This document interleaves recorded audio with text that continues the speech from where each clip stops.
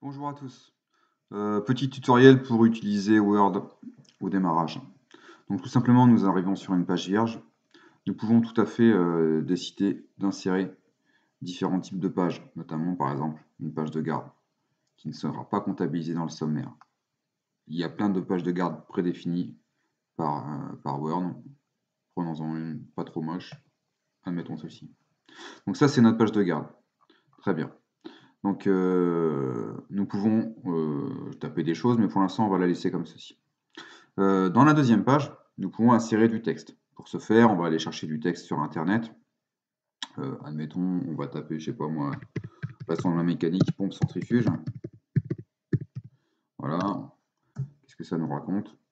On va sur Wikipédia et on décide de choper ce texte-là. Donc on prend ce texte, on prend tout et on décide de faire un CTRL-C et on retourne dans Word et on fait un CTRL-V. Donc là, on a copié-collé. Par défaut, il nous a remis exactement les mêmes types de police, les mêmes tailles de police, il nous a mis les liens, etc. Ce qui ne nous intéresse pas forcément, mais nous verrons ensuite. Ce qu'il faut comprendre, c'est que Word, il ne faut surtout pas faire des espaces en permanence. Il faut, quand on change de page, on fait des sauts de page. Ici, il y a un onglet qui s'appelle saut de page. Si vous faites un saut de page, vous notez maintenant que si on réduit un petit peu, on va voir qu'on a donc 3 pages, notre page de garde, notre première page dans laquelle j'ai inséré un paragraphe, et directement derrière, là, vous notez, regardez, si je veux descendre, je ne peux pas, et direct ici, là, j'ai un saut de page. Donc si je continue, par exemple, à rajouter du texte par des entrées, je peux rajouter du texte, je peux faire entrer. On note que de l'autre côté, ça ne changera rien sur cette deuxième page, parce qu'il y a un saut de page entre les pages. Très important, les sauts de page. Si on zoome un petit peu, on va venir insérer un pied de page. Si on double-clique en bas ici, hop, ça ouvre le pied de page. Le pied de page va nous permettre d'insérer des numéros de page. Tout simplement parce qu'il faut faire une pagination. Donc les numéros de page ici, vous les avez ici en bas de page. Vous avez plein de sortes de numéros, plein de polices. Mettons, on va prendre, je sais pas, tiens, un pas trop moche encore. Allez, va pour celui-là. Il est très moche. Et en plus, je le mets dans la tête de page, ça ne va pas. Donc on va supprimer ça.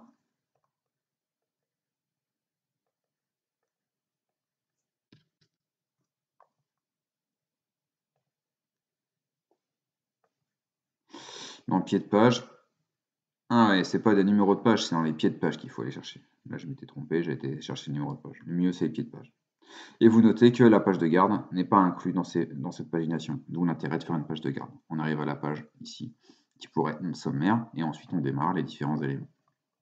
Très bien.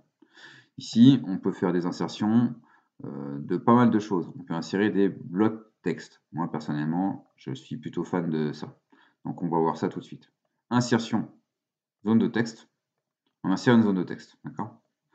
L'intérêt d'insérer une zone de texte, c'est qu'elle peut être flottante, elle peut se déplacer facilement dans Word. Donc le texte qui est ici, il est figé là, celui qu'on a inséré tout à l'heure. Si je rezoome sur cette première page, on voit que le texte qui sera potentiellement ici peut être bougé. Le texte qui est ici bah, n'est pas bougeable, il est positionné. On va pouvoir le rectifier, c'est-à-dire si on le prend, on va pouvoir le rectifier comme ceci pour l'avoir bien droit, on va pouvoir changer ses paramètres, on ne pourra pas le bouger. Imaginons que je veuille le bouger facilement, je le prends, je le coupe, ou je le colle, je le mets à l'intérieur de cette partie-ci, et là, je vais pouvoir le déplacer comme je veux. Ça marche? Donc, imaginons maintenant qu'on veuille coller une image, parce que le but c'est aussi de coller des images. Si on colle une image, on va aller toujours sur Internet, on va choper cette image-là par exemple, elle est très belle, superbe. Hop, on fait enregistrer l'image sous, on va mettre ça sur le bureau, voilà, on enregistre. On retourne sur Word, et maintenant nous allons insérer une image. Insertion d'image. On va sur le bureau, il y a notre fameuse image, on l'insère.